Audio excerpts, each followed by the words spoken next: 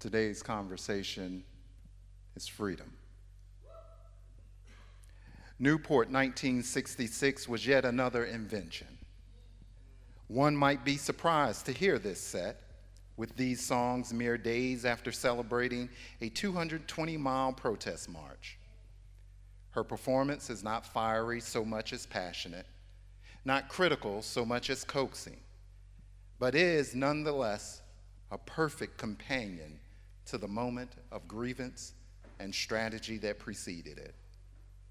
These are love songs, and each captured something of the careful combination of intimacy and immediacy on stage for which Simone was known.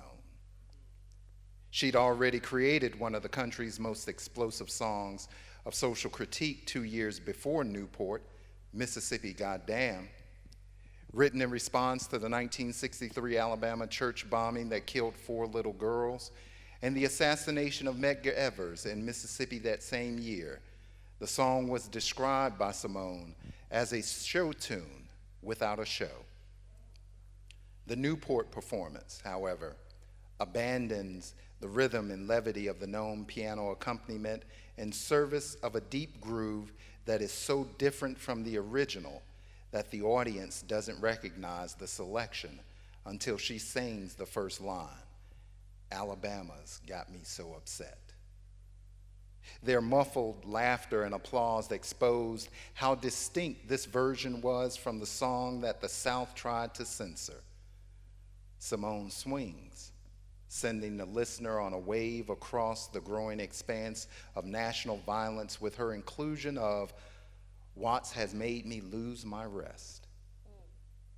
Missing the rage, though none of the hurt, fatigue, or indictment that prompted the original, and with a delivery like a seductive caress, Mississippi Goddamn was a love song on that Newport stage that may have only been possible on the heels of a restorative trip to Jackson with comrades in art. A love song for those lost and those fighting. The song, which was meant as the closer for her set, instead was another entrance for the shape-shifting genius of ivory and air. After she first puzzles and then transfixes her audience with that night's Mississippi Goddamn, Simone takes leave. It's a proper close, even as we know that the audience won't let her go so easily. After struggling with the demanding audience, the announcer receives a special message. There will be one more selection, an encore by her alone. Simone creates a hush over everyone, either through her admonishment to shut up, or her live transition into singing. This is music for lovers. This sequence is perfectly her. Defensive gestures insistent upon respect that melt into the fullness of her singular voice. She ends, finally, where she began, singing of love's resonant possibility. This reminder is how to survive love's breaking, an experience that she knew all too well. Shanna Redmond, liner notes to Nina Simone's "You've Got to Learn," 1966. This afternoon's question is, how do you think about freedom? How do you think about freedom?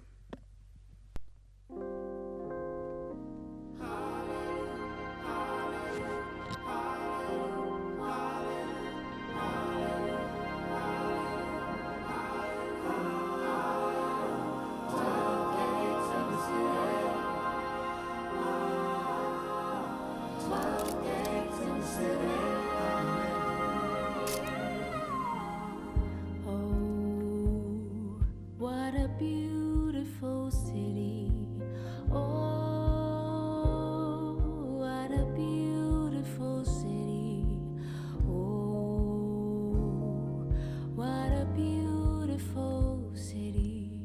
12 gates.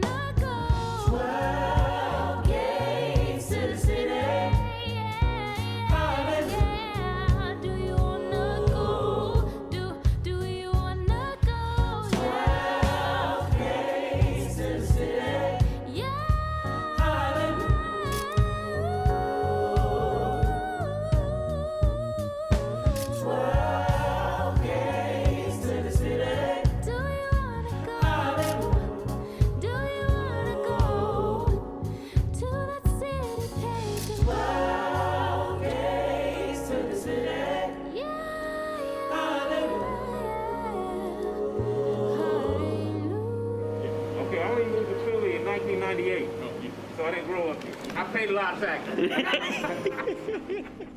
Don't you wanna go to the city?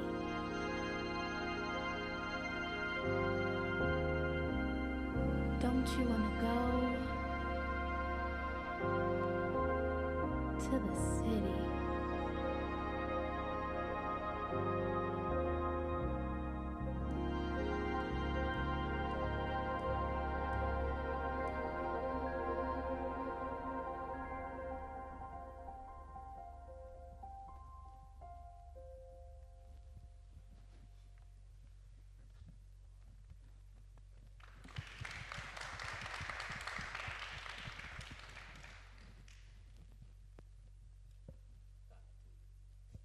Why am I starting?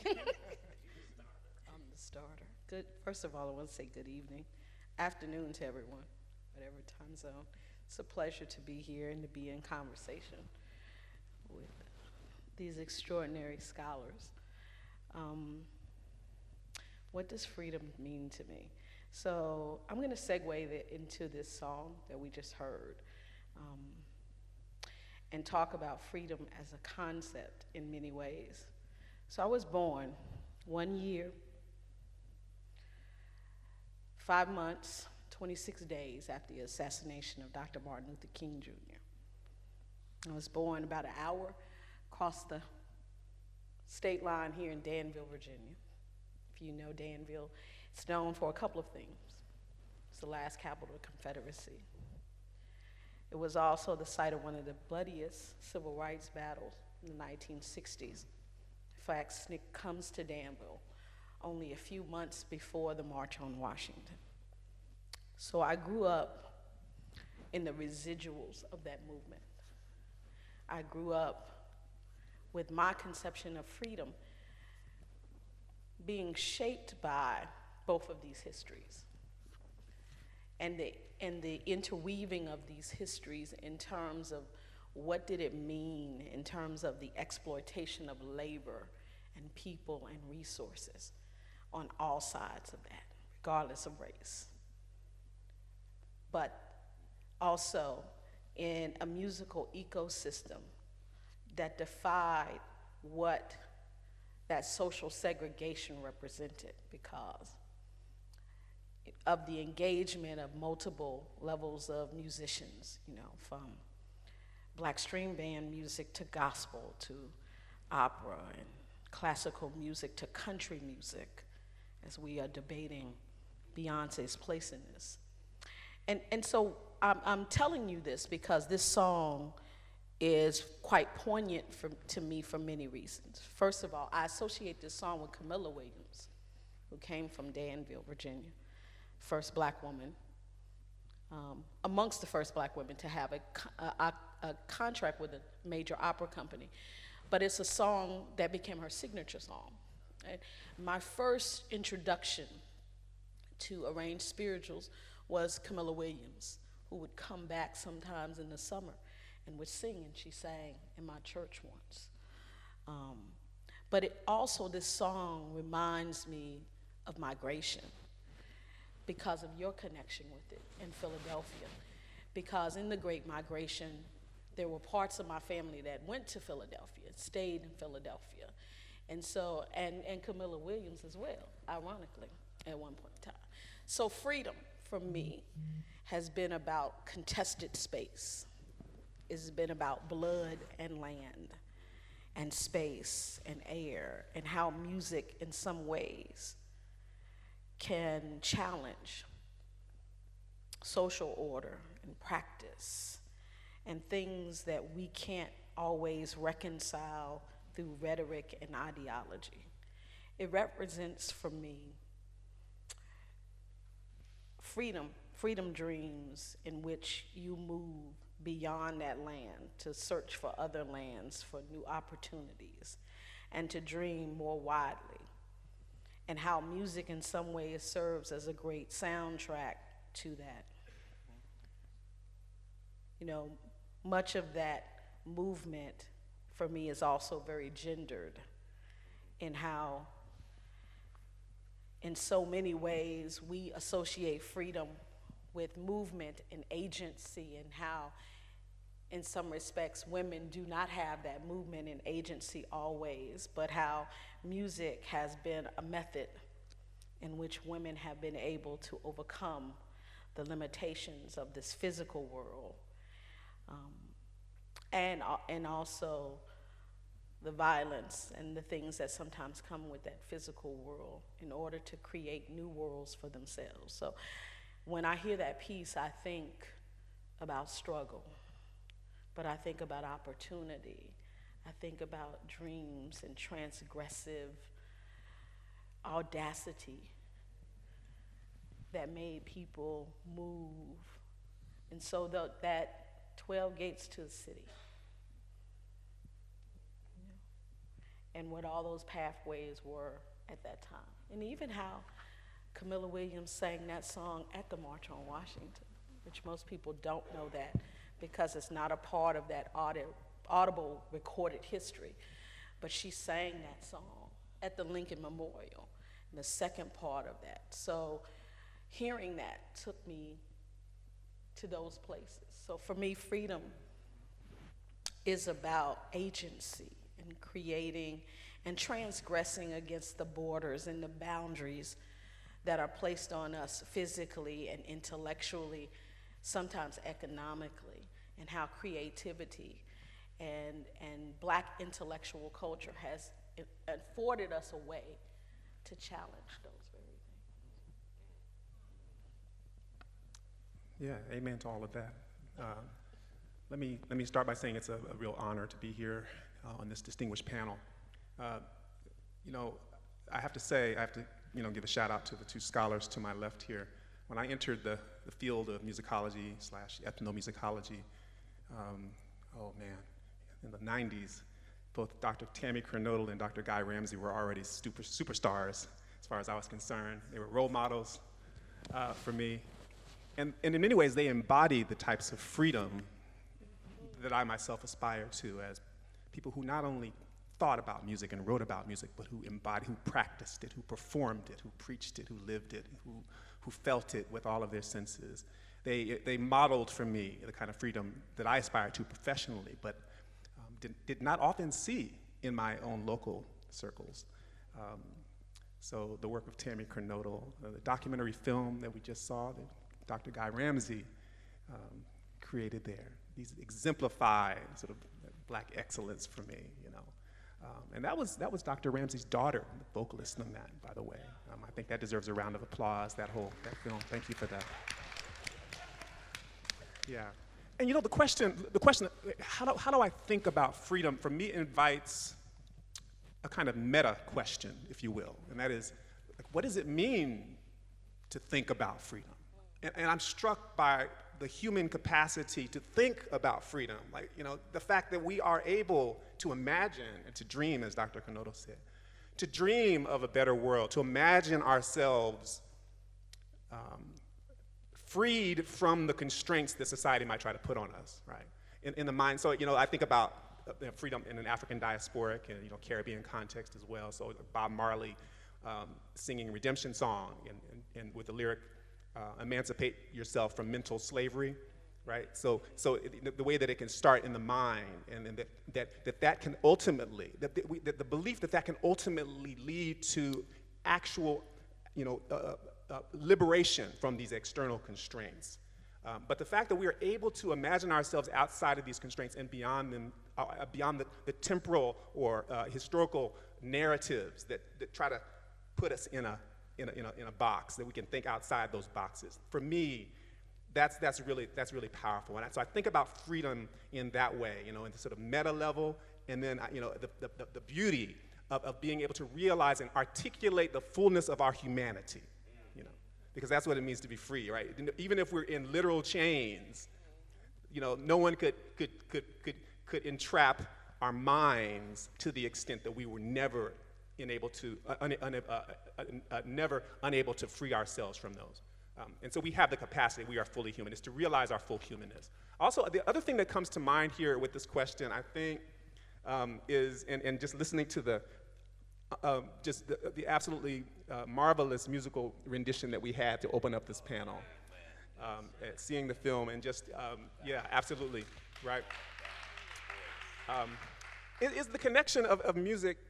I would say that the inextricable connection between freedom, sound, and spirit, right? So the freedom to be melismatic, right? To wander, to be productively restless in the way that we articulate, ourselves, we express ourselves, the way we make music, right? So the freedom songs, 1960s, all the ways that which music can be powerful and hard to contain, impossible to contain, right? Sound has this way of not staying in place. It travels, it wanders, it reaches people.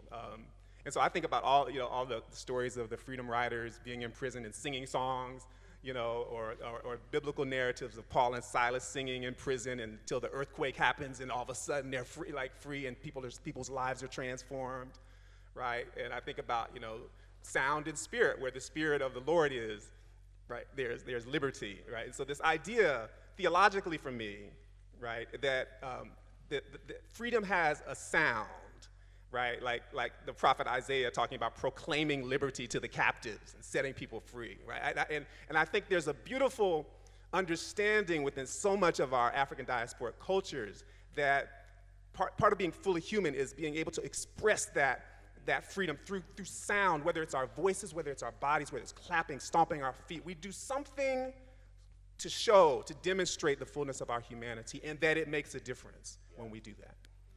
So that's how I think about freedom in connection with sound and spirit and the power of self-expression. That's so powerful. Again, to just echo my panelists, I'm so thrilled to be here, to finally meet the dean in person, and to be up here with people whose work I know and admire and am just simply in awe of, constantly. A little bit about that piece and freedom. It is a Negro spiritual, as Tammy points out, but the setting of it is part of how I explore my freedom, and it's through music. You'll hear not only the melody of the spiritual, but you'll hear 2 or 3 different kind of genre combinations in the song, which for me is always about exercising freedom in style and in practice, as you said, Professor Butler. It's where we can have that freedom, is how we let that sound move, as you say, and just letting it do what it do. I want to also think about this idea of how much freedom we actually have but choose not to exercise, because we often, if you're in whatever position you're in, sometimes when you're in a situation of authority, you may have the freedom to do something, but you choose not to, because that will give you the desired end that you're looking for, not necessarily exercising it. I can talk about that on many levels. Just to mention 2 here, as one of the great things about this weekend is that I am able to see scholars that I saw rise through the ranks. And I'm, of course, thinking about, I'm like, hey, I wrote for you. Wow, wrote for you too. Wrote for you. So, right? So, just because of when you're in a position, in the field, the people who come behind you, you really do have to actually support them as they're moving up the ranks. And I want to say that sometimes just working as a professional in this field, there were so many bones I had to pick, so many fights I wanted to fight, so many things I wanted to say back to somebody. But you know what I said? I'm going to have to be in a position to advocate for people with you. So I'm not going to talk about your mama to your face. I am not going to exercise the freedom that I actually have, because if I have the tenure, if I have the position, I can do really what you want to do. But if you have people coming up behind you, you have to think about what's going to be expedient, what kinds of relationships do you have to cultivate and maintain in order to keep that pipeline open? Okay, so that's one of the things I thought about is you don't always exercise the freedom that you have, and that may be a strategic choice sometimes. But let's talk about the world of sound with music. Professor Mark Burford reminded me of when I spoke at Reed a few years ago. I talked about coming up and playing at different denominational black churches on a single Sunday. So I would have a gig at the United Methodist Church at the 8 o'clock service, and then my Baptist, and they were out by 9. And then so I could go across town in Chicago and play 11 o'clock up in Evanston, Second Baptist Church with Heisel B. Taylor. And then the church I belong to, St. James Church of God in Christ on the west side, I can make that by the time I finish the 11 o'clock to the 1 o'clock, go across town, I could make the, I get over there about 1:45, testimony service still going. Pastor hasn't even come in yet. And then so I could just do that. But just take, for instance, I might have to ask you to help me, brother, here. Because if I could just say what friend I have in Jesus, right? At the United Methodist Church, it'd have to go like this.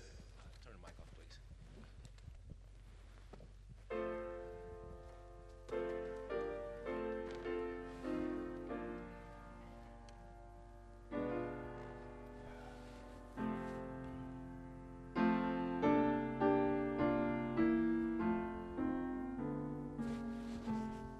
And it has to go like that. If I go to the 11 o'clock,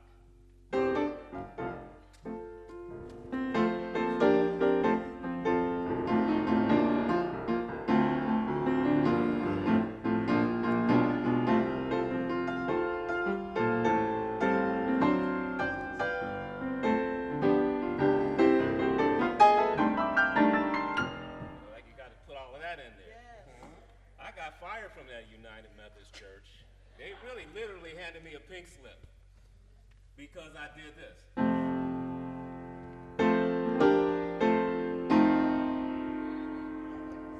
No, that's blues. If you put that dominant seventh in there, you don't move the harmonies around. It's like 1, 4, 5, and you might put the kind of secondary dominant in there of the. That's about it. That's all you're going to get. You go to the sanctified church. Sopranos, Alicia. What a friend. What a friend. What a friend. Alto. What a friend. Together, altos and sopranos, let's go. What a friend.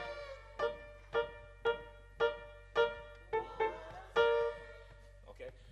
What a friend. 1, 2. What a friend.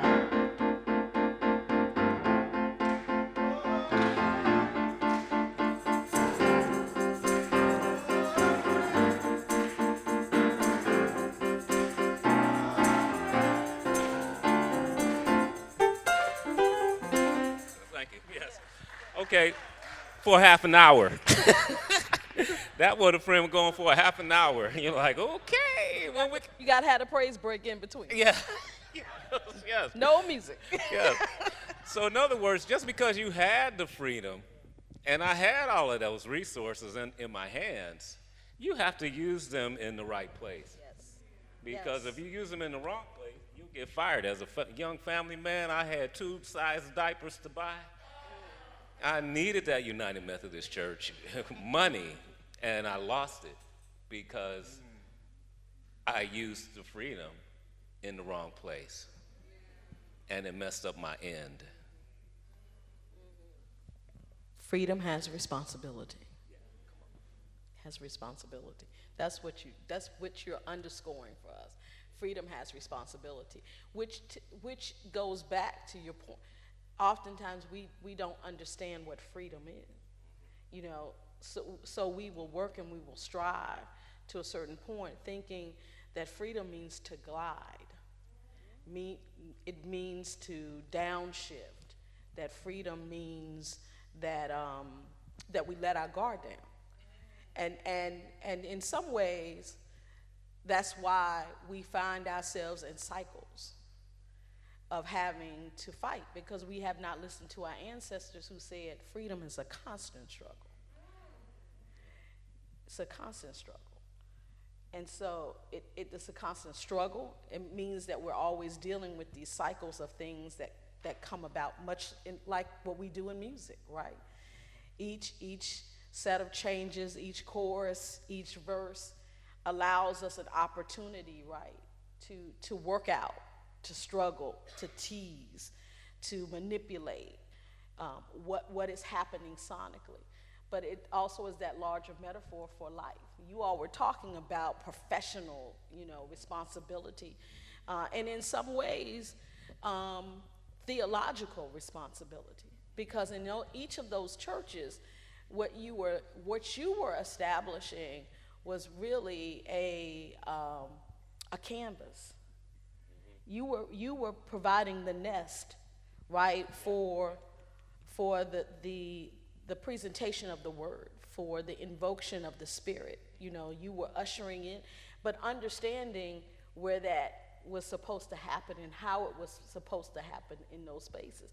And the unfortunate thing is, because we have wrapped so much into theological, denominational identity, that the sense of freedom that we once probably knew in brush arbors and those spaces that you all were calling up, you with your voice and you with your body movement, no longer exists even in that Kojic church or that Baptist church you were talking about. Because I found in my years of being a church musician, and this one reason why I kind of transitioned out of that full-time role, was that pastors started to see music competing with the word. And I couldn't understand that, because I was like, no, the two of them work hand in hand. Because if you understand what music does in terms of facilitating not just freedom of the body and the spirit, but the freedom of the ear. It tunes the ear to receive the word. And for some people, it's the only word they get, because they come only for the music, right? And they don't come necessarily to hear us preach or to exegese, that they're going to be ministered through the music. And so that type of free exchange between the music and the word, and I'm sure what you experience is sometimes, that's no longer present. And we say that church services are supposed to be places of deliverance and freedom, but oftentimes the worship is constrained by a battle between personalities, not realizing that our real role is what you were doing. It's about facilitating the move of the Spirit, facilitating just being in the presence of the Spirit, right? And so and I think I notice it a lot in church, because I was a church musician and I know those nonverbal signals that are given.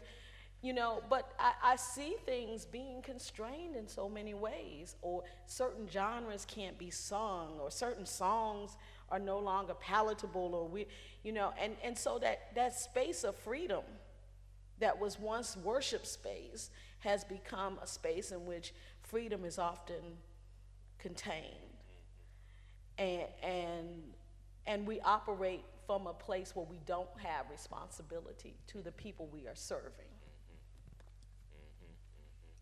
We are serving something, sometimes our own agendas, but we don't understand the responsibility of the calling that has been placed to serve in that moment in time. So there is no freedom.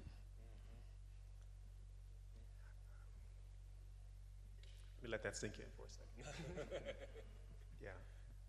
Yeah. As someone who has also played in churches I'm struck by the diversity of approaches to that song and the different kinds of constraints that come to the fore in each of those contexts, right?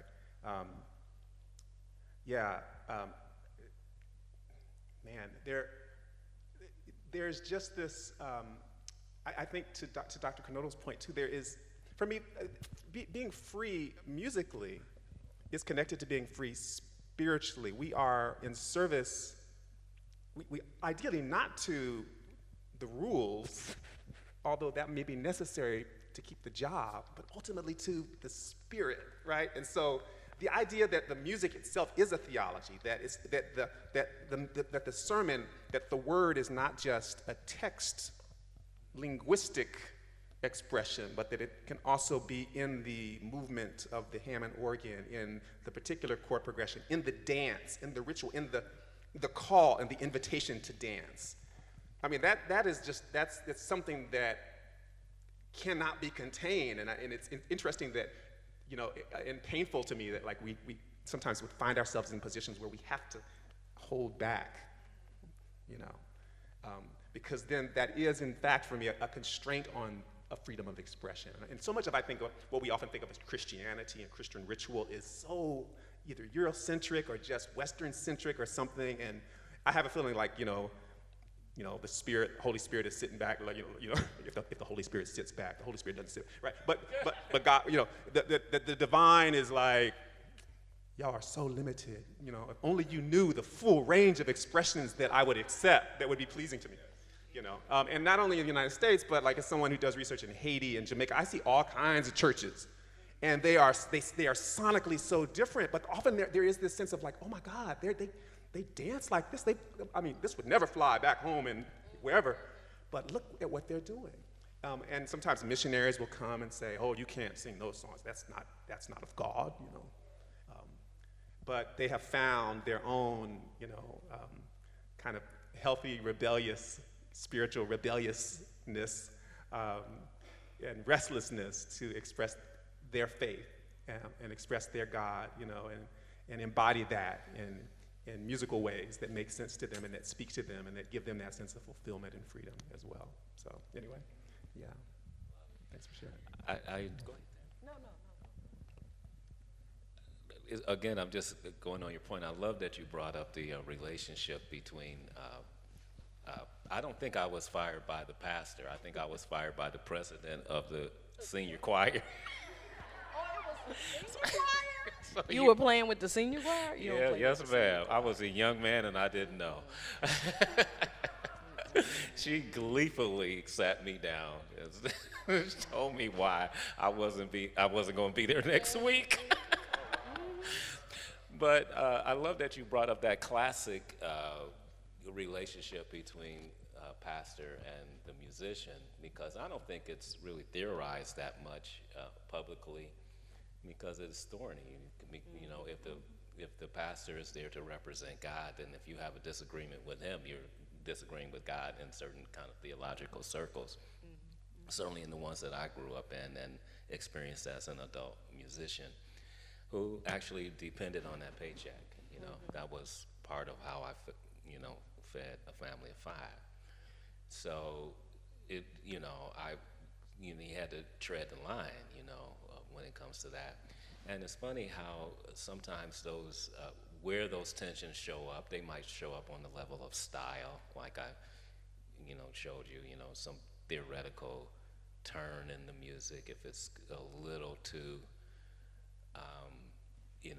flush with all of the harmonies I put in that arrangement, it would be sinful or attracting attention to the flesh, and so on, those kinds of explanations.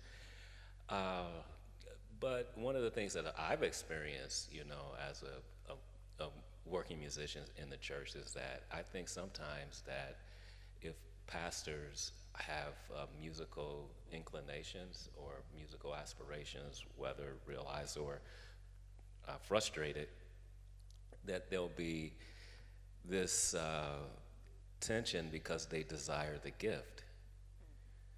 They really, really want what you have. And that can be a terrible situation to be in, because if you're not in, I've been in situations where, for instance, it would have been just, oh my God, the world would have opened up for me if I could have even spoken to some of the gospel stars that I got to accompany. Because we were sent the music and learned the music. You know, you have your rehearsals during times, you know, the time between getting out of a hot service at 3 and Jesus Jamboree at 7. You know, if you're a family man, that's a time when most people get to be with their families and do what they're preaching from the, you know, from the pulpit. But where were you?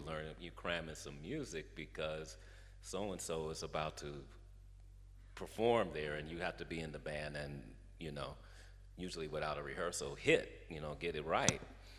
And we were strategically kept from having conversations with them beyond musical cues.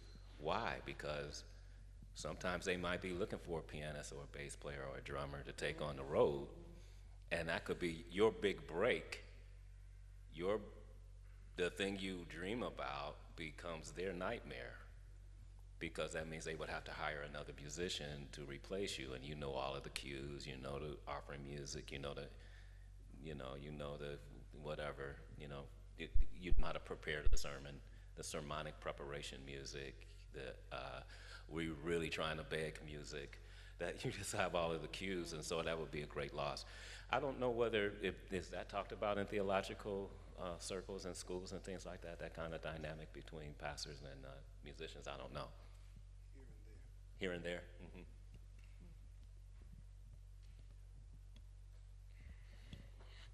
Can I, you both have touched on a few things that if we could talk about them a little bit more, because we're talking about spaces and infrastructures and notions of worship. But can we talk a little bit about how worship in some ways has been decolonized, if I can use the academic word for a minute. Mm-hmm. How even in our conversations sometimes we don't talk about the ways outside of traditional old line denominations Black people have expanded the context of worship, and attempted to embody freedom even in religious spaces that seem on the surface that they are anything but about freedom, that they're antithetical to freedom.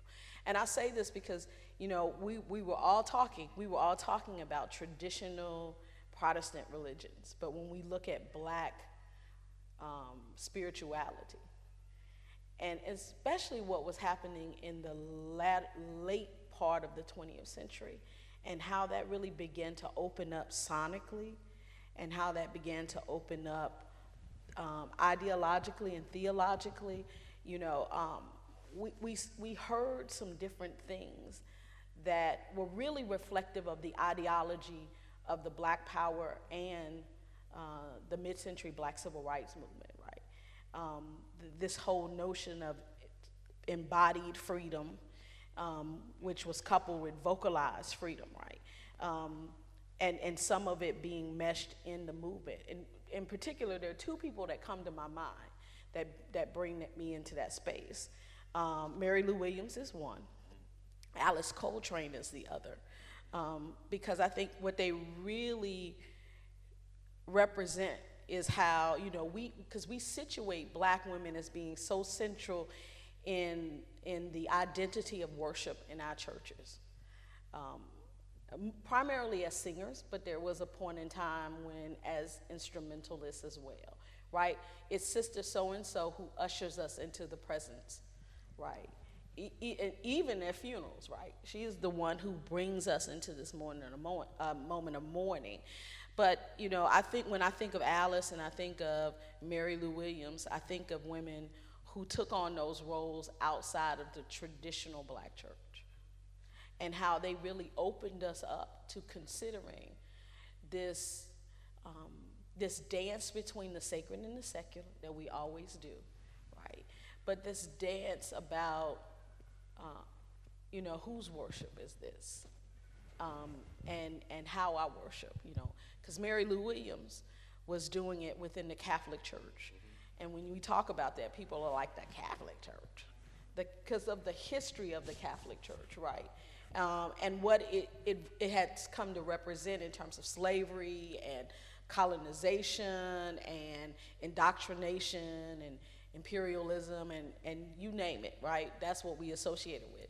But here's this black woman who in the 1960s, as we are cresting into the height of the mid-century black civil rights movement, who is writing liturgical music that is invoking blackness within the context of this Catholic aesthetic, seeing her whole self in this worship aesthetic that we think of as not being about these blue notes, not being about the improvisation, not being about the invocation of God in a very free way, and yet she does. Mm-hmm. And it's part of this culture of transformation within Catholic churches that we even see in the modern Catholic Church, right? With with the vernacular masses, but also the inclusion of all of these other musics. In my work of even trying to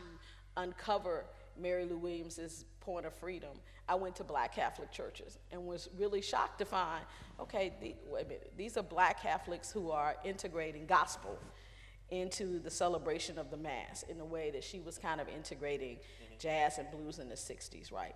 So, but really creating a black Catholic liturgical aesthetic that was rooted in every way in this sense of, for her, in the American Negro, not the African, because she's very, very specific about saying that jazz comes from the suffering of slaves. It comes from the spirituals. It's an American thing. It is not an African thing. And yet embodying so many of those Africanisms that remain there.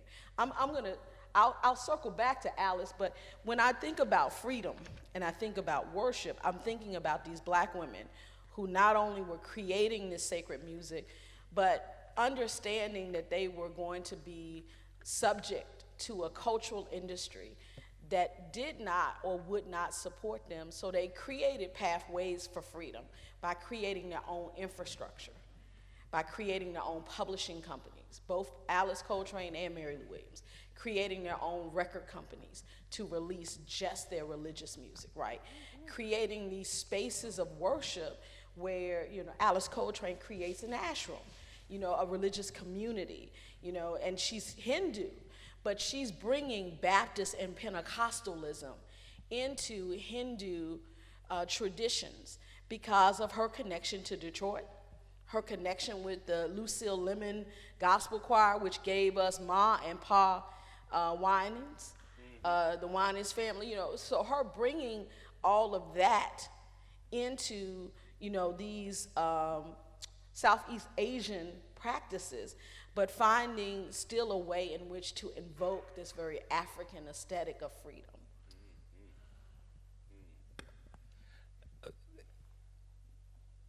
I'm back to losing my job. Triggered. But I'm thinking, just drawing on what you're saying, these women who made their own way. One thing about freedom is that you do have to prune and leave something behind. It does always have a price. It's never free. It always has a price. And once I, like you, said, I'm going to have to change my musical relationship to a regular church job. You know what I mean? You have to do that.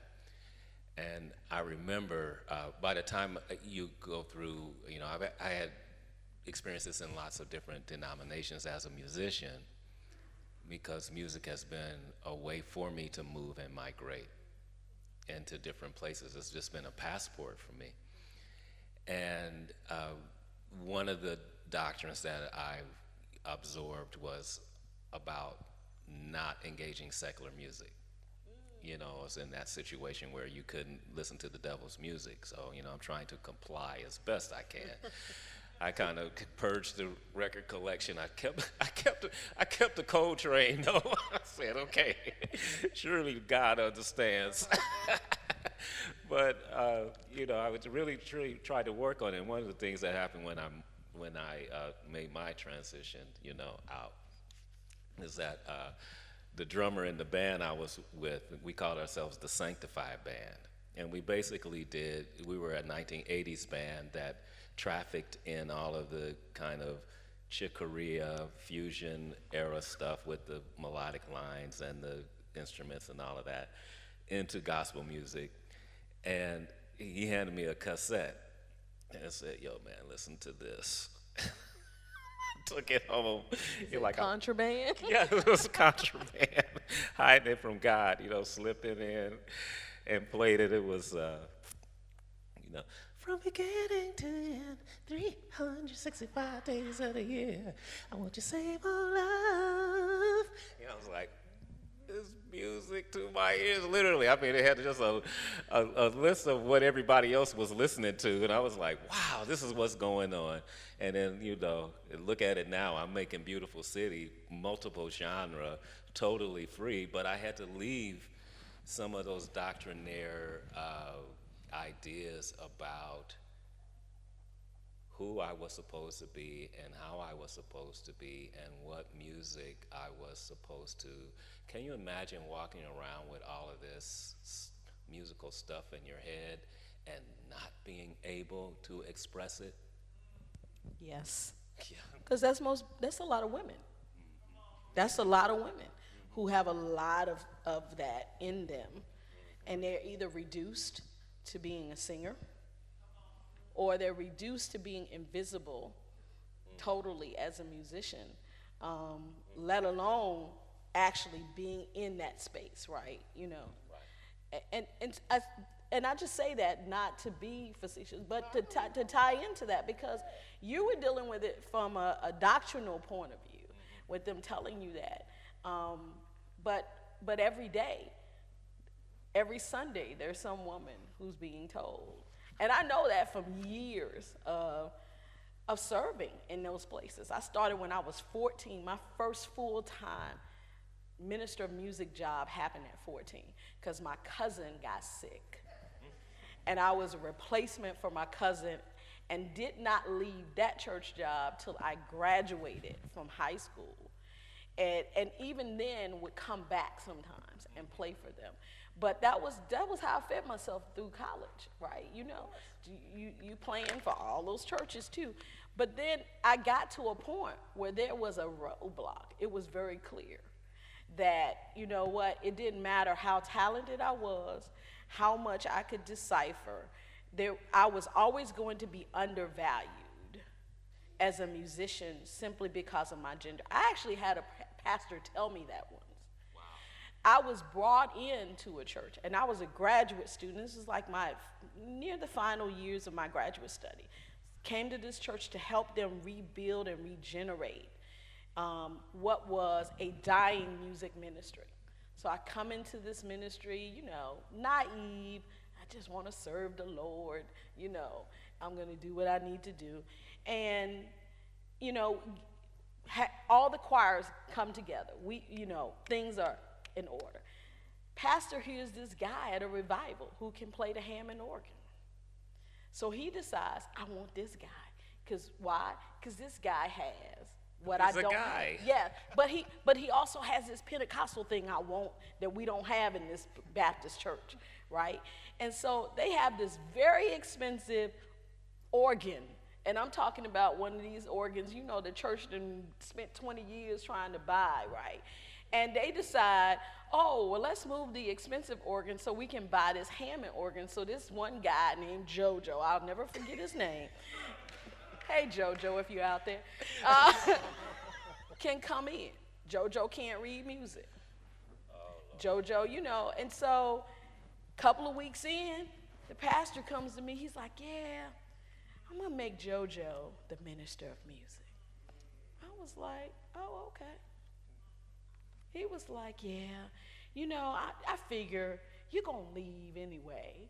And, you know, so it's all good. You know, like, so really saying you have worked and labored for almost a year to get our choirs to a point where they're all functional. Even the male chorus is even functional. Because that's a struggle. In any church, that's a struggle. But I'm going to move you because this guy and I don't want to say it this way, but he can do all these tricks and all this stuff I want him to do. And yeah, you're good, but you know, you're going to probably be leaving anyway. 3 weeks in, and because I knew what was going to happen. I was like, I know people like this. Dude, this guy is so uncentered. He wants a check. That's all he wants. And he'll come in and he'll fire that organ up for them 5 minutes you want. But this dude can't teach a song. This dude don't know, he doesn't know a hymn. You know, he's not going to give you everything he wants, but he'll give you the bells and whistles and antics. 3 weeks in. Because you know what I did? I was like, okay, I'm going to take 5 steps back. I ain't going to be totally petty and shady and say I quit, but I'm going to take 5 steps back because I need you to understand there's a difference between a player and a musician. There's a difference between somebody who just sees this as just something to do and somebody who sees this as a calling. It's a difference. And it's not about one trying to elevate over the other. It has to do with perspective and all where you're fitting in or you see yourself in this space. First time the pastor gets embarrassed, 3 weeks in, 1, 2, 3. Dude don't show up on revival. Tammy didn't show up because I ain't the minister of music.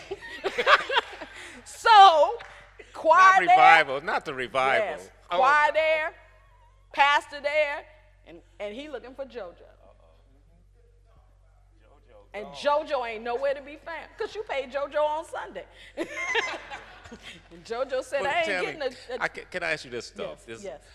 You've really painted a beautiful picture of the kinds of struggles that women musicians have gone through. Can you just talk a little bit about this particular paradox? And that is, for me, all of the church musicians that I came up under were women. Exactly. And the ones that taught me piano were the women. So exactly. so that's a tension there. Yes. Can you talk a little bit about But you know what? It's interesting you bring that up because I was right on the precipice of that, right? So this, even what I was experiencing with this church was the beginning of me seeing something. And that was that these women were kind of cycling out, but they had no heirs. And I don't know why.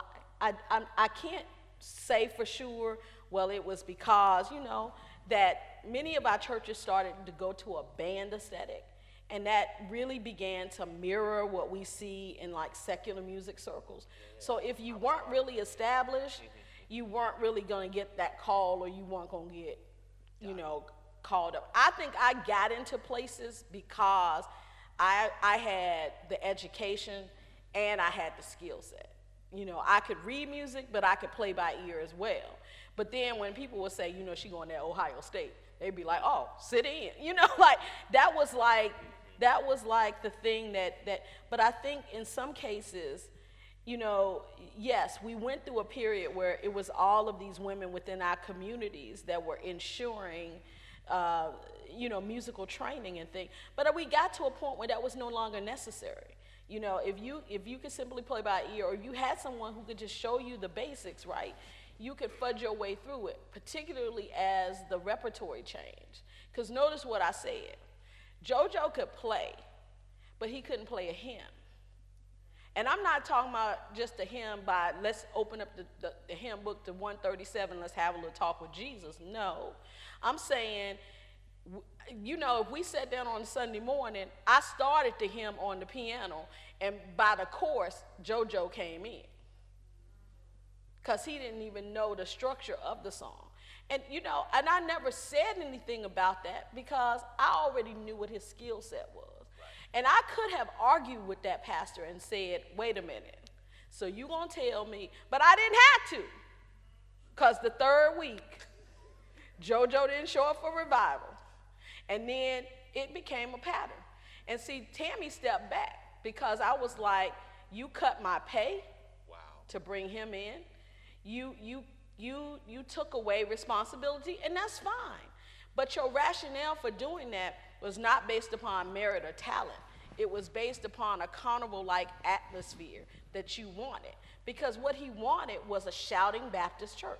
So he figured, if I get this guy who plays Hammond organ in this particular style and can comp me, which he had never asked me to do, I could have done that for him.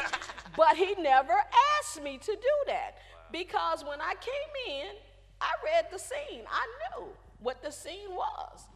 I had already had 15 years, 16 years in that game. I knew what was, but I was never asked to do that.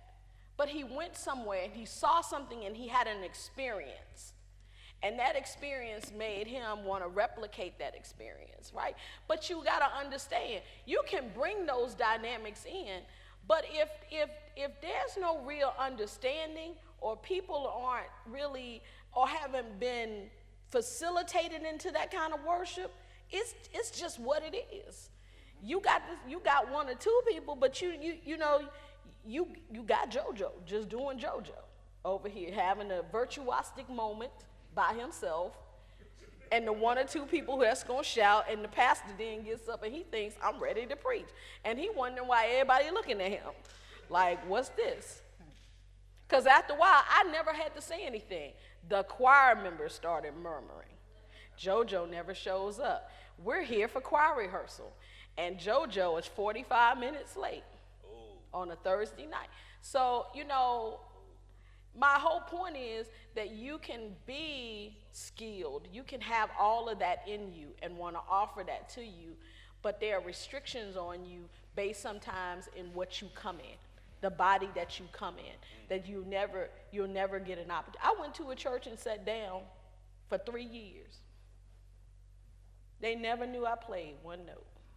They never knew I sang. The one time they did figure out what I did, the minister of music said something to me, and I ain't even gonna say nothing because this is live stream and I want to protect the innocent, the guilty, and the stupid. Said something to me so fly, I was like, I'm good. Because it was like, it was a way that let me know it was a perceived threat. So there was no way I could come in and even be in a subservient assistant role or just assist where needed in order to help free him up. We talking about freedom, free him up. Because I saw him over there struggling.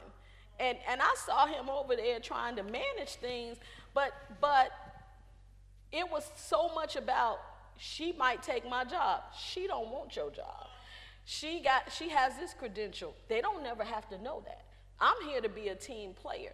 And so that type of freedom, I've never been afforded that type of freedom after a certain point to be able to say, I'm here to offer this. This is how I want to serve God in this way, or whatever. So I had to really, truly ask God to reframe my ministry. I have so many questions. To reframe the ministry for me. Because what I understood was that the church was not a place for me to be free. Wow. To serve or worship as a black woman. Wow. Not God, the church. By virtue of the fact of where worship had transitioned into and what the expectations were. And that, going back to that thing, the dynamics about the pastor and the musician.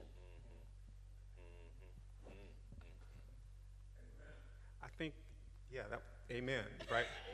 Amen. I'm glad that you have gestured us towards elevating black women, because it's worth emphasizing, re-emphasizing that so much of the history of gospel music in particular, but popular music in the United States in general, owes a debt to the contributions of black women who often don't get the recognition, whose names were not on the front of the album or the CD, right? So, I mean, I'm thinking all the way back, and even in terms of like freedom, right, and sonic freedom and theological freedom and expressing oneself beyond the boundaries that society might place on us in terms of the sacred and the secular. I mean, you go back to the 1920s with people like Arizona Drains or another really important figure in the mid-20th century, Rosetta Tharpe, right?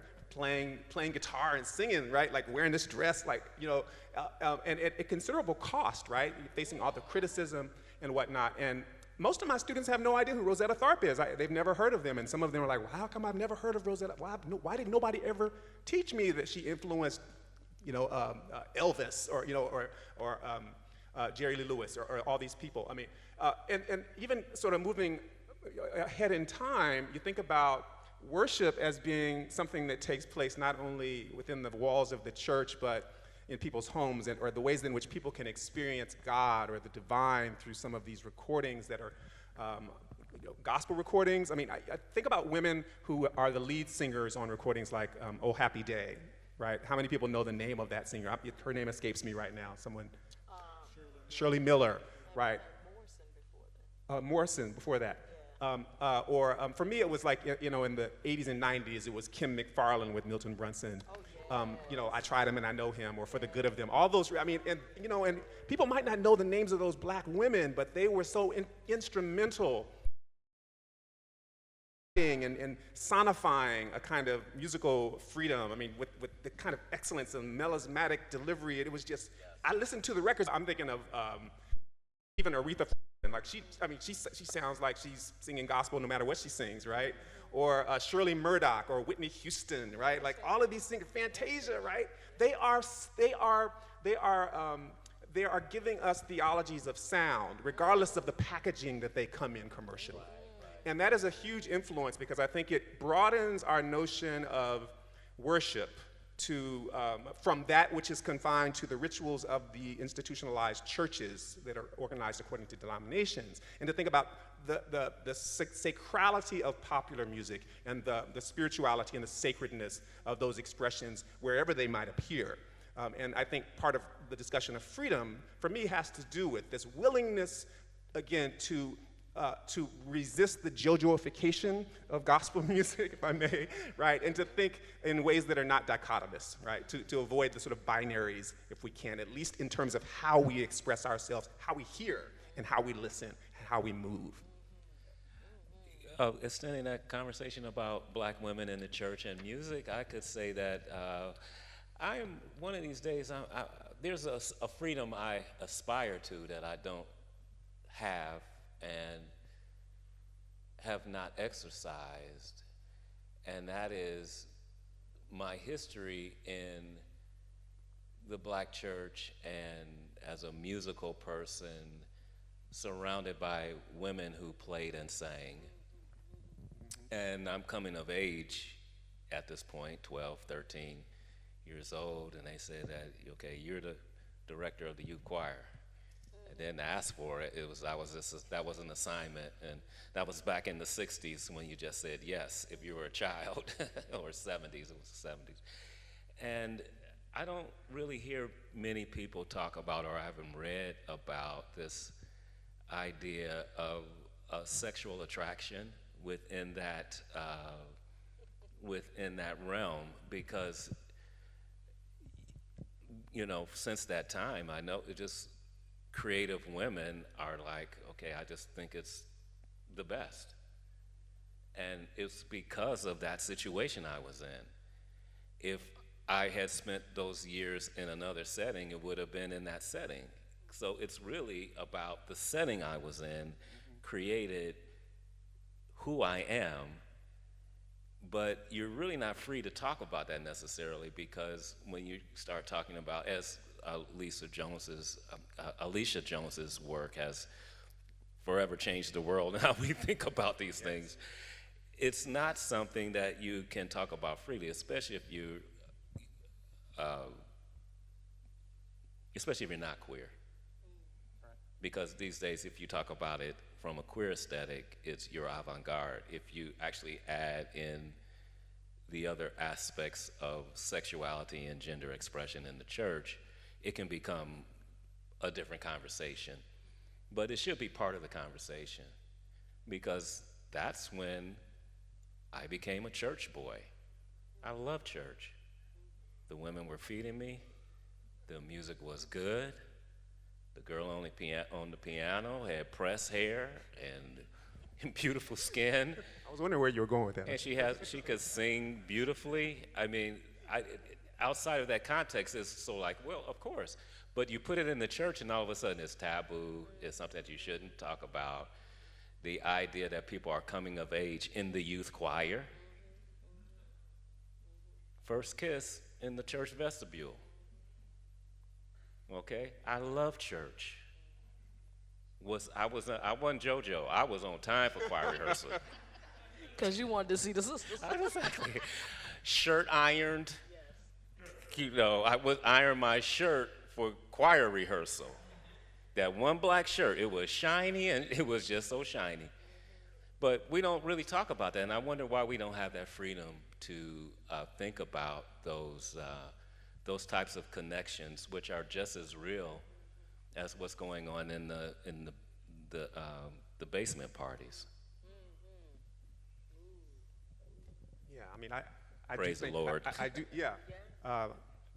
Yeah, I think there's a real, maybe it's changing, but my sense, at least in the Pentecostal churches that I know best, is that there's, I think, a real nervousness, a real fear of sexuality and the body in general, right? If you think about, and my wife is here. My wife and my wife Lori and I, we met at Berklee College of Music in 1989. We're about to celebrate our 30th wedding anniversary, but she's there. And I met her. She was directing the Berklee Gospel Choir, and I was like, this shy girl is up here like commanding this 60 voice choir, and I was like, wow, it was an exercise of power. And I have to admit, I was also a little. I was like, she's kind of cute, like. I was like, wow, the gracefulness, that was part of it too, but it drew me to her.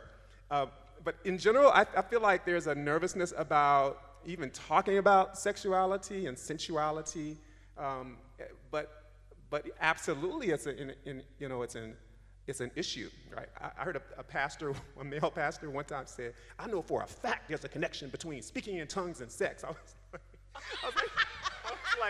What you do? Like, he's like, I know for a fact. I was like, so he was trying to tell us that there is this connection between sexuality and the spirituality, that we need not be so afraid of these connections, right?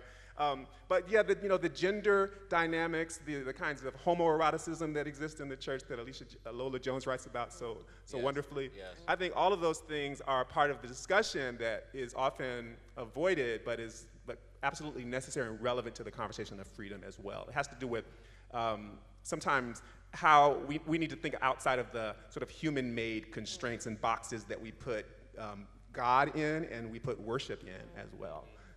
And I'm still, I'm still learning and trying to get used to those conversations myself. I think part of the genius that I've seen with black women in the church is that wherever you constrain, that thing is going to come out over here. Yes. You can say, okay, they might have told Maddie Moss and her Clark and her daughters that you're not allowed to preach. And they were like, okay, praise the Lord. Twinkie will write a song where Dorinda can preach in it. And nobody's going to stop that song rolling through because it's powerful, it's great, it's virtuosic. Nobody else could do it better. And they're going to take that. You can keep talking that other stuff, but it always is going to rise.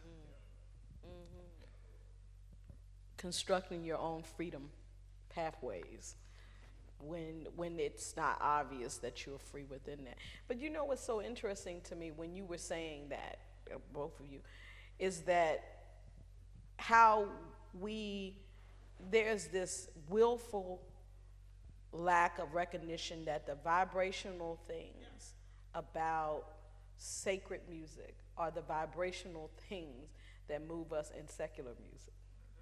They're very much the same thing, and that's really what we're talking about sonically. We're talking about vibration, sound vibration that moves the essence of someone's spirit or soul. You can feel it. you can feel it. And we all know there's always been a very thin line between Saturday night and Sunday morning. In some ways, it's just been that text, right? You know, and so we act like that those things that move us in that space won't necessarily, like Alicia talks about in some very vivid ways, right? That we don't think about that erotic, but it all is erotic in some ways. You know, it's all an intimate, yes, pleasurable experience, right?